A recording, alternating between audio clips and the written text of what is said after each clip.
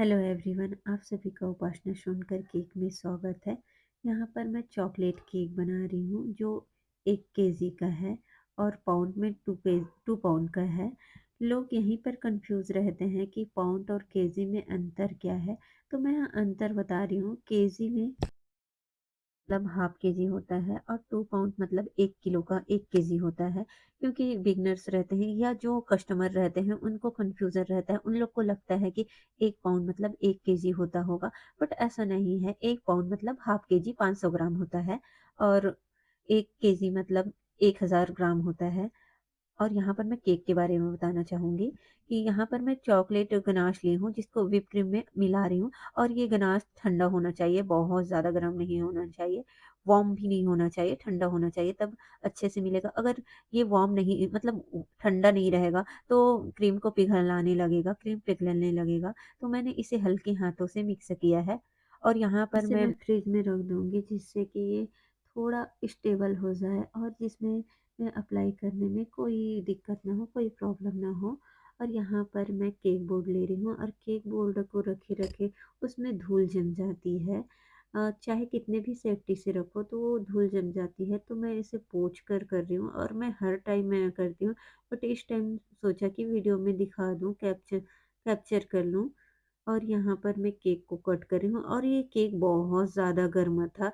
यहाँ पर ये जो मेरे रेगुलर कस्टमर थे उसको अर्जेंट केक चाहिए था, तो मेरे पास पहले से ऑर्डर आया था, उसको मैंने दे दिया रिक्वेस्ट किए तो।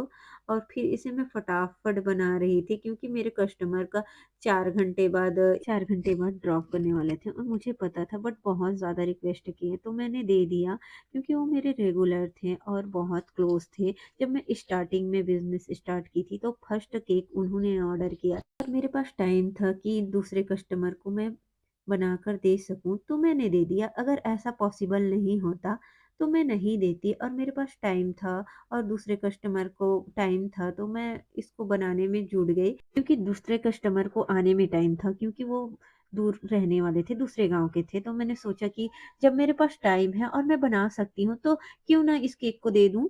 और उसका कोई रिक्वायरमेंट नहीं था डिज़ाइन के लिए, कुछ भी, वो उसको था कि बस हाँ, केक केक दे दो करके, तो मैंने दे दिया और यहाँ इसको एकदम फटाफट बना रही थी। आप देखे भी होंगे कि स्टार्टिंग में कितना गर्म था, गर्म-गर्म में ही डिमोल्ड की हूँ।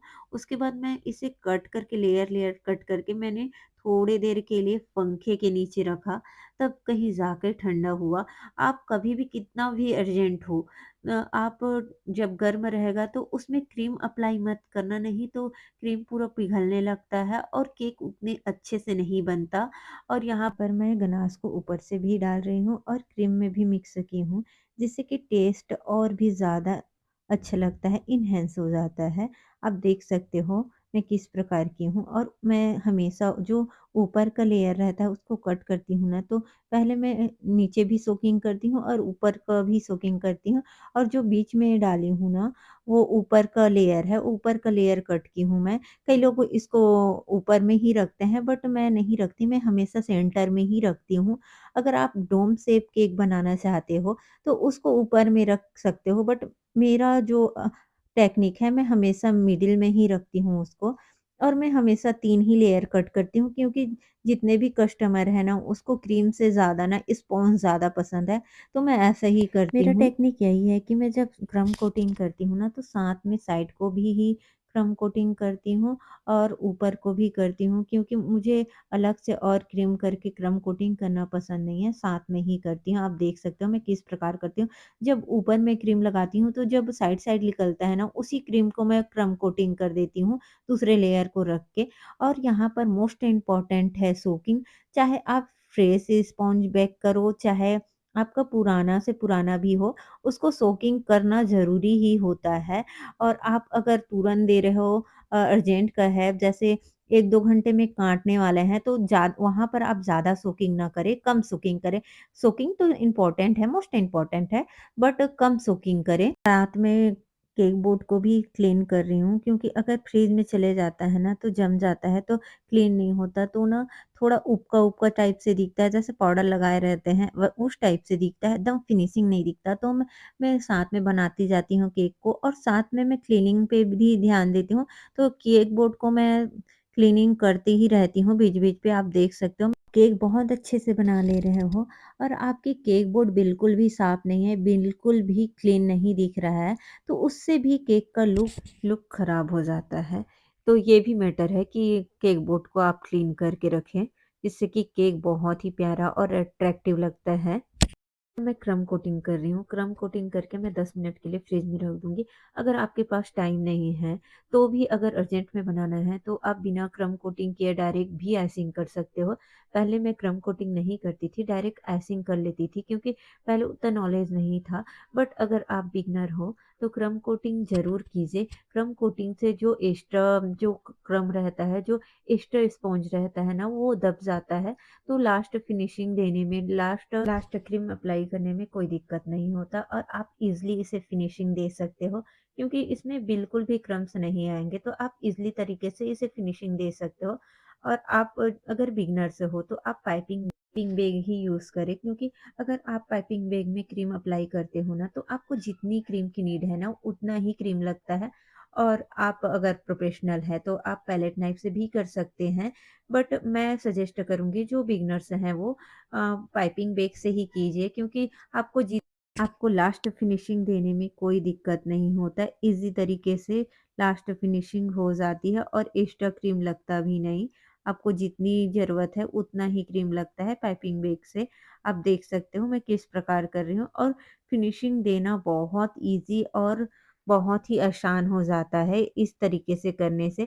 बट मुझे लगा कि ऊपर में क्रीम थोड़ा कम हो गया है, तो मैंने डायरेक्ट ऐसे ही अप्लाई कर लिया और इसे मैं हल्के हाथों से चारों तरफ अच्छे से फैला रही हूँ। आप देख सकते हो मेरे हाथों का मूवमेंट, मैं धीरे-धीरे टर्निंग टेबल को घुमा रही हूँ और वहीं पर मैं पैलेट नाइफ को वहीं पर रखी हूँ, बस मैं टर्निंग टेबल को घुमा रही हूँ और साइड को भी वैसे ही कर रही हूँ, हल्के-हल्के हाथों से करना है, ज़्यादा प्रेशर से नहीं करना है। अगर आप ज़्यादा प्रेशर से करते हो ना, तो पूरी क्रीम एक साथ निकल जाएगी और उतनी फिनिशिंग नहीं आएगी। और मैंने साइड को किया, फिर ऊपर के साइड को भी मैं फिनिशिंग करने की कोशिश कर रही हूँ और आप चाहोगे कि एक बार में हो जाए, तो ये पॉसिबल नहीं है। कोई भी चीज़ को बार-बार करो तभी होता है और यहाँ पर मैं 2 से 3 बार की तो फिनिशिंग कहीं जाकर हुआ है। हमेशा से आदत है कि मैं पहले पैलेट नाइफ से क्रीम को स्मूथ कर लेती हूँ, उसके बाद मैं स्क्रैपर यूज़ करती हूँ और स्क्रैपर में मुझे कम्फ़र्ट लगता है वो वाला स्क्रैपर यूज़ करती हूँ। आप देख सकते हो कि मैं ताश की पट्टी से फिनिशिंग दे रही हूँ क्योंकि मेरे पास तो बहुत सारा स्क्रैपर है बट मुझे उस स्क्रैपर में उतना कम्फ़र्टेबल नहीं होती। इस स्क्रैपर से मैं ज़्यादा कम्फ़र्टेबल होती हूँ, तो इसी स्क्रैपर से किया मैंने और ऊपर के एजेस को मैं क्लीन कर रही हूँ। और आप क्लीन करने का एक टिप्स है, आप या तो पैलेट नाइफ को गीले कपड़े में साफ कर लो या पानी से या गीले कपड़े से भी कर सकते हो। आप देख सकते हो कितना क्लीन है, बहुत क्लीन हो गया ऊपर। मैं हमेशा ऊपर को ऐसे ही क्लीन करती हूँ। आप चाहे तो ऊपर को भी स्क्रैपर से करके कर सकते हो या तो आप बिगिनर्स हो ना तो ब्रश वाला पैटर्न बना सकते हो। और यहाँ पर मैं गनाश ली हूँ, गनाश को ऊपर में पोर कर रही हूँ पाइपिंग बैग के हेल्प से। आप चाहे तो डायरेक्ट भी अप्लाई कर सकते हो बट मैं यहाँ पर पाइपिंग बैग का यूज़ कर रही हूँ क्योंकि मुझे यहाँ पर ना ड्रिपिंग करना था। तो पहले मैं ऊपर में थोड़ा-सा फैलाई और यहाँ पर आप गनाश को ज़्यादा ठंडा ना रखें, ना ज़्यादा गरम रखें, लू फॉर्म में रखें। तो लू फॉर्म में ना पहले मैं तो ड्रिपिंग करना स्टार्ट की क्योंकि मुझे ये ड्रिपिंग भी करना था। कस्टमर ने जैसा बोला था मैंने बनाने के लिए बोला था, मैं सेम वैसे ही बनाने की पूरी कोशिश कर रही थी। और यहाँ पर मेरा एक टिप्स है, आप जब भी गनाश पोर कर रहे हो तो कम से कम 10 से 15 मिनट के लिए केक को फ्रिज में रख दें ताकि वो चिल्ड हो जाए। तो आप अगर गनाश को ऊपर में पोर कर रहे हो तो क्रीम आपके पैलेट नाइफ पे ना लगे, ये ज़रूर ख़्याल रखना। और यहाँ पर मेरे पास थोड़ा-सा बच गया था तो मुझे लगा थोड़ा खाली-खाली है तो मैं और ड्रिपिंग कर दी क्योंकि बहुत सारा ड्रिपिंग बहुत ज़्यादा अच्छा लगता है। अब मुझे तो ड्रिपिंग वाला केक बहुत ज़्यादा अच्छा लगता है और गनाश का ड्रिपिंग हो तो और भी ज़्यादा। और थोड़ा-सा और बच गया था तो खाली-खाली लग रहा तो मैंने और डाल दिया और इससे ये केक बहुत ही प्यारा लग रहा था। इसके बाद मैंने इसे 10 से 15 मिनट के लिए फिर फ्रिज में सेट करने के लिए रख दिया क्योंकि अगर हम ऊपर में कोई और भी डिज़ाइन डालने की कोशिश करते ना तो वो नहीं डाल पाते क्योंकि गनाश चिपक जाता पूरा। इसलिए 10 से 15 मिनट आप फ्रिज में ज़रूर रखें। और यहाँ पर मुझे कप वाला केक का मतलब कप ऊपर में कप केक रखना था मुझे ये केक में, तो मैं जो ऊपर का लेयर था ना उसको ज़्यादा ही ट्रिम कर दी थी। केक बना रही हूँ और इसमें सोकिंग भी मोस्ट इम्पोर्टेंट होता है। आप केक बनाओ या चाहे कपकेक, सोकिंग मोस्ट इम्पोर्टेंट होता है। तो यहाँ पर मैं सोकिंग कर रही हूँ और ऊपर से मैंने गनाश भी डाला जिससे कि इसका टेस्ट भी बढ़ जाए और ये कपकेक दिखने में भी बहुत यम्मी लग रहा था। आप देख सकते हो कितना प्यारा लग रहा था। इसको मैं ऊपर में केक के ऊपर टूथपिक के हेल्प से मैं इसे अटैच कर दूँगी। आप चाहे तो डायरेक्ट भी रख सकते हो बट मुझे लगा कि सपोर्ट के लिए टूथपिक ऊपर अंदर से कर दूं करके, तो मैंने अंदर से टूथपिक 2 टूथपिक लगा दिया और साइड में चॉकलेट्स रखने के लिए नोजल से थोड़ा सा वर्क कर दिया, नोजल वर्क कर दिया। आप देख सकते हो ओरियो बिस्किट लगाई हूँ, बहुत सारे चॉकलेट का ये लोडेड चॉकलेट केक था और बच्चों को चॉकलेट तो बहुत ज़्यादा ही पसंद है, तो इसमें मैं फुल चॉकलेट लगाई थी। जितना पॉसिबल हो सका उतना मैंने चॉकलेट लगाने की कोशिश किया। जितने मेरे पास बना हुआ था पहले से मैंने बना के रखा था, क्योंकि ये ऑर्डर पहले से मिल चुका था तो मैंने पहले से गार्निशिंग बना के रखा था और ऊपर में मैंने थोड़ा-सा हार्ट रखा है। यहाँ पर ऊपर में सॉट्स रखा था लेकिन मेरे पास सॉट्स अवेलेबल नहीं था। जो गार्निशिंग मैंने बनाया था वो भी सॉट की तरह ही दिख रहा था, सॉफ्ट चॉकलेट की तरह ही दिख रहा था, तो मैंने उसे लगा दिया और इसे लगाने के बाद मुझे लगा कि ये बहुत प्यारा ही लुक दे रहा था। और यहाँ पर छोटा-छोटा और भी चॉकलेट्स रख रही थी। ये चॉकलेट डार्क कंपाउंड से बना हुआ था और ये गार्निशिंग मैंने पहले से ही बना के रखा था।